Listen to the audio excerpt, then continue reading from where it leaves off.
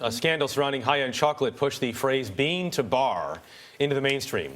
The Mast Brothers chocolate company is accused of using remelted chocolate from another brand in some of its products. The brothers say they only did so in their early days and never lied to consumers.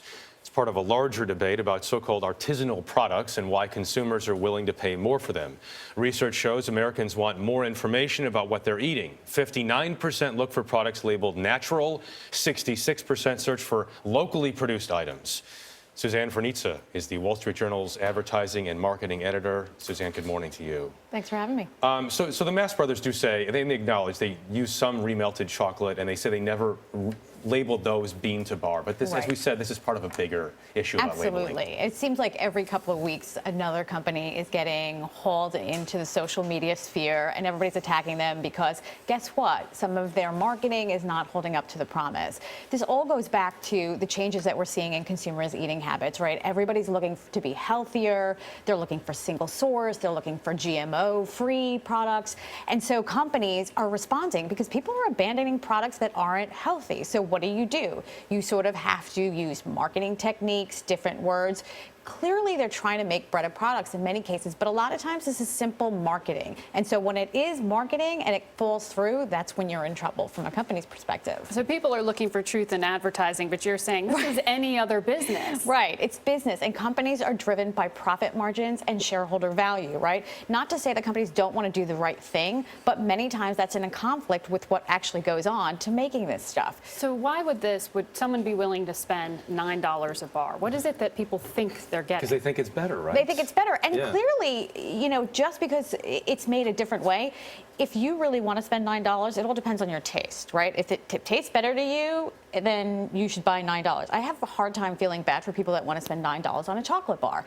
But today you have all the tools necessary to figure out what's really in it. So it's really up to the consumer. You shouldn't be believing advertising to begin with. So do your homework. Go to the web. Go to the website. And clearly they can lie, but 9 times out of 10, these things are going to flare up, and it's going to come back and bite them. But that is the question, though. You still have to do all this research now to figure out when somebody's saying organic, is this USDA? Is it statewide? Is it non-GMO? Well, that video said it all, right? Yeah. I mean, that video was great. But if you think about what's going on here, you take it back to the natural craze, right? We saw that the last couple of years. Natural was on every product, and really government agencies had to get involved. Do you know, right now the FDA still doesn't have an official meaning on the word natural, so companies can slap it on. It's sort of a loose definition that they have, no artificial or synthetic substances, but they actually are opening up for review, and they're asking the public to comment, so maybe they'll come out with something stronger that companies can abide by. You know, I think it's $40 billion food business right now that uses the word natural. This is huge business.